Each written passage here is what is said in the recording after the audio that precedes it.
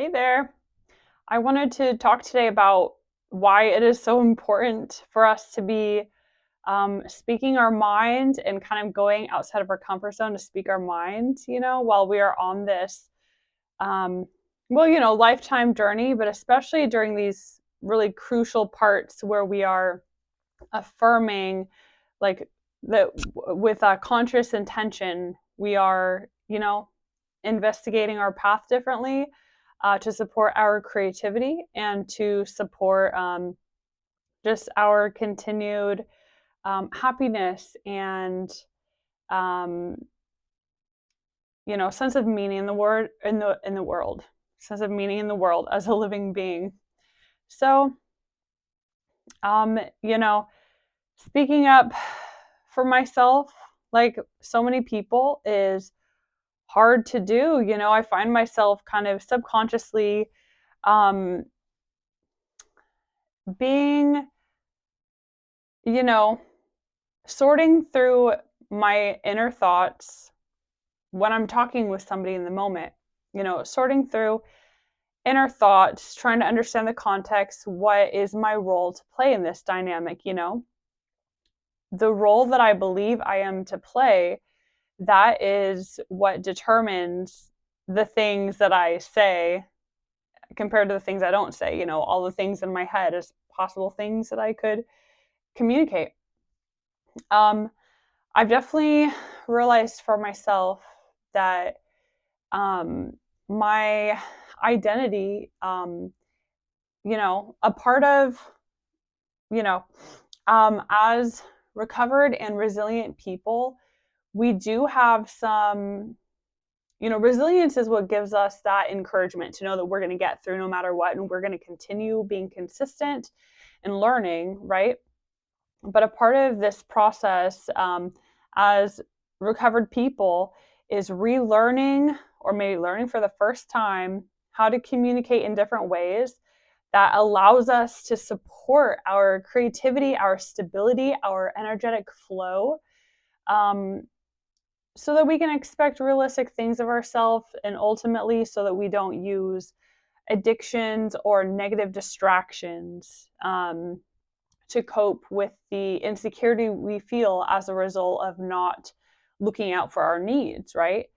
Um, so when I am, interacting with people, I have definitely noticed that one of my, um, I've known this for a while, but one of the kind of relics of um, that so many of us have in this world is this identity of the survivor, or the um, kind of the victim, in the sense of automatically seeing our identity as being in a role in relation to other people where we are needing help, or needing um, guidance of some sort, or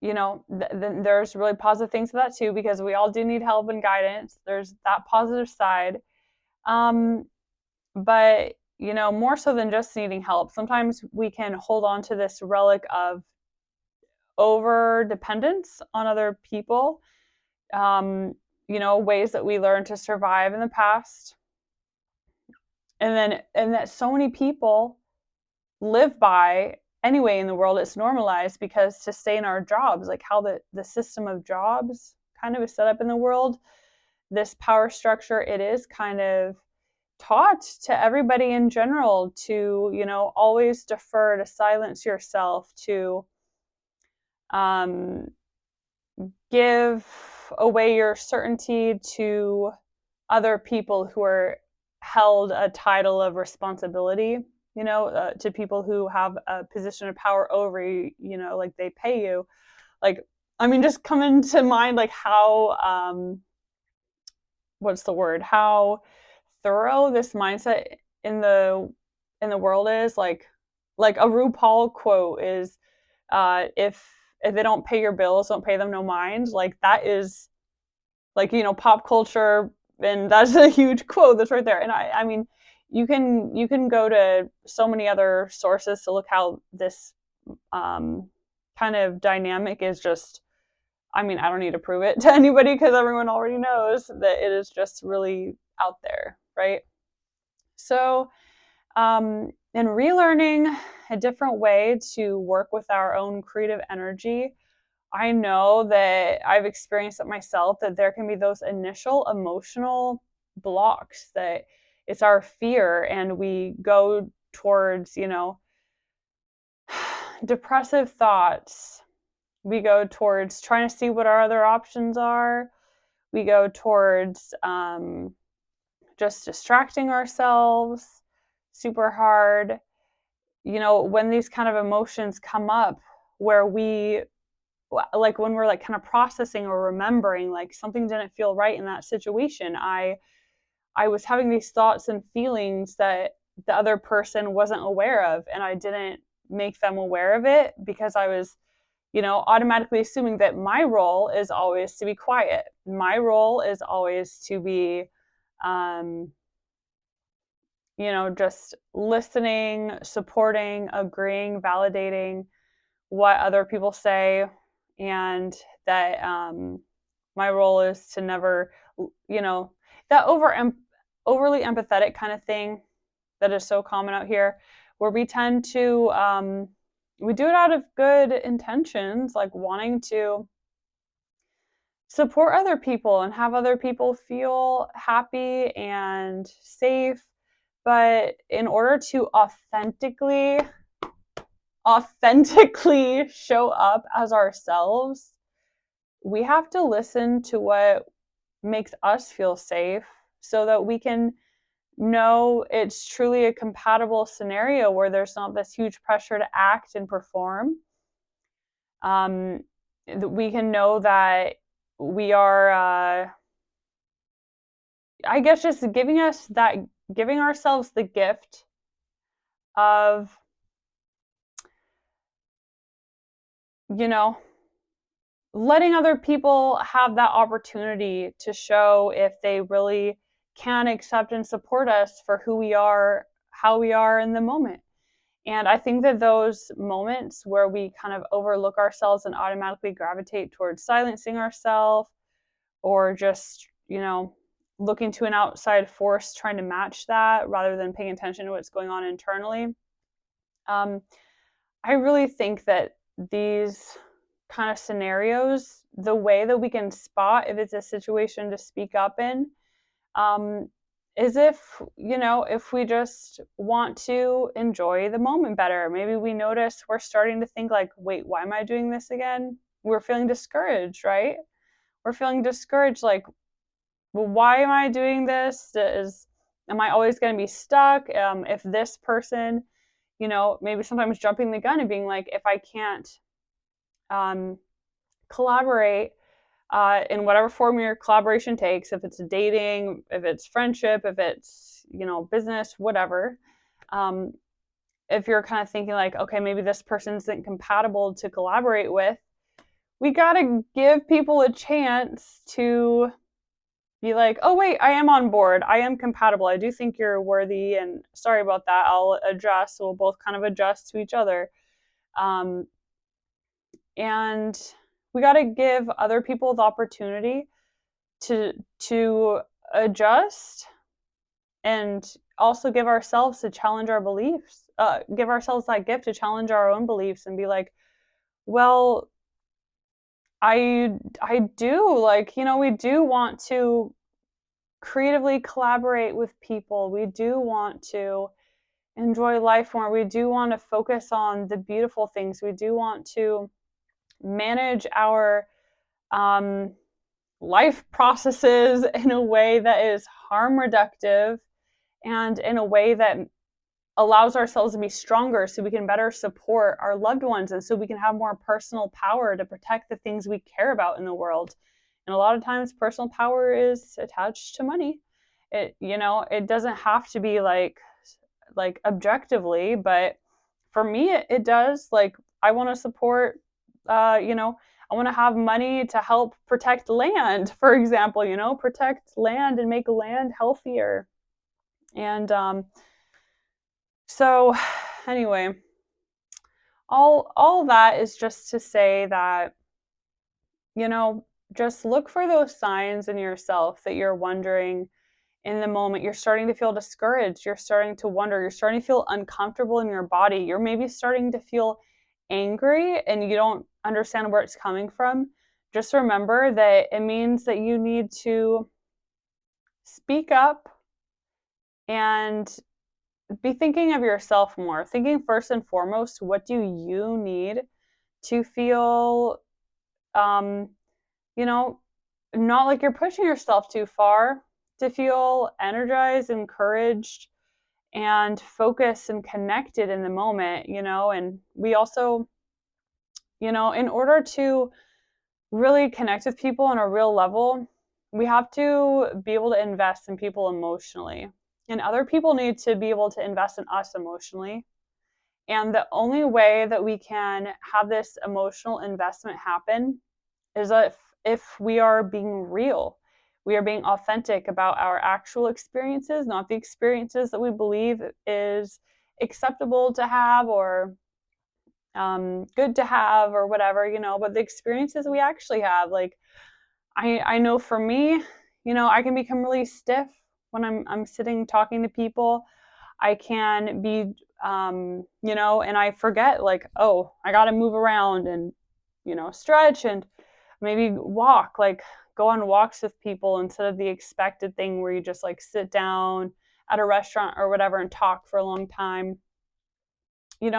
It's good to remember, to be real and down to earth and use our sense of playfulness. Like, if we feel like people are kind of steamrolling us a little bit with words, or that's just our perception, but we feel like overwhelmed with words, we can't catch on to it all, we don't know where to like file this information as we're getting it, then don't tell yourself like, oh, there's something wrong with how my mind processes information. Just be like, no, this is normal. Like, everybody, not everybody, but many people need to go slow to really integrate and process information. And when we don't say like, oh, wait, I slow down, I can't keep track. When we don't like say something like that, for example, we do other people a disservice without giving them accurate feedback that, that it's nothing personal, but sometimes humans are humans, and just the way that I am experiencing difficulty processing like a lecture, basically, like a live in-person lecture that you can't pause to reflect on, other people might have the same difficulty too. And I think it's important, just that's just an example, but I'm just realizing, um, even more so lately, how, our resilience practices to reframe things, that's a big part of it.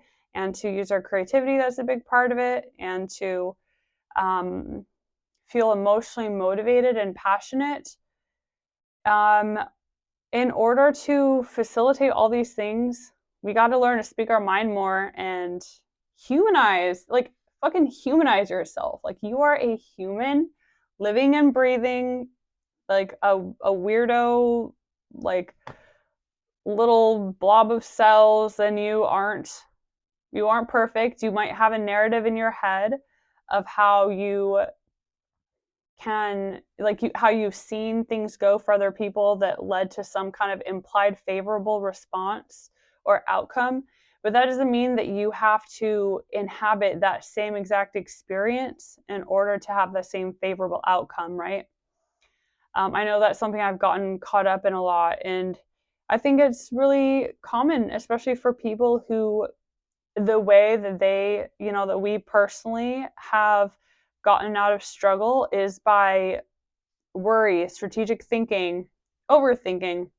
That has been kind of our crutch in order to modulate our emotions, our behaviors, and to save ourselves from horrible, disgusting situations, that has been, that's so common for so many people. But unless we kind of realize, we can't always rely on that to be um, processing in the moment, like processing how we want to behave, how we want to be, we got to trust our intuition more. This whole process is about learning to trust ourselves too. As recovered people, our resilience skills, building self-esteem, building confidence, building our creativity and collaboration and authenticity, like all these beautiful, essential things to the human spirit. These down to earth, grounded, real world things that make us stable and get us money and allow us to change the world in good ways. These things are, well, I forgot what the first thought was. Oh yeah, these things are, we're able to access it only by trusting our intuition and rebuilding that trust in ourselves. So experiment with, I affirm for you that you will find those situations to experiment with affirming um, and trusting your intuition and your knowledge and your own like unique way of doing things. You don't have to follow a perfect recipe, or like you are already perfect. You don't have to follow a recipe down to the T in order to get the result you're thinking of, because there are many paths up the mountain. And life is like a crazy mad scientist experiment. It is not like a neat and clean certain kind of thing. That's why our minds are awesome though, because our minds allow us to find that structure and that stability among the inherent spontaneous chaos of life and all the interplay of unique living um, beings. So just remember, be authentic to yourself, because that's the only way that you're going to be able to connect um, in an authentic, meaningful way with other people. And you don't want to spend a ton of energy trying to play an inauthentic role, anyways, right? So, thank you so much for listening. If you are interested, you can go visit my website. I got a fancy website now. I'm so proud. And I also have a Substack blog that I'm going to be posting on once a week. So if you like reading stuff, if you like writing, you can connect with me on there. I love to read what other people write too. And yeah, thank you so much for listening, and blessings, seriously. Blessings. Okay, bye.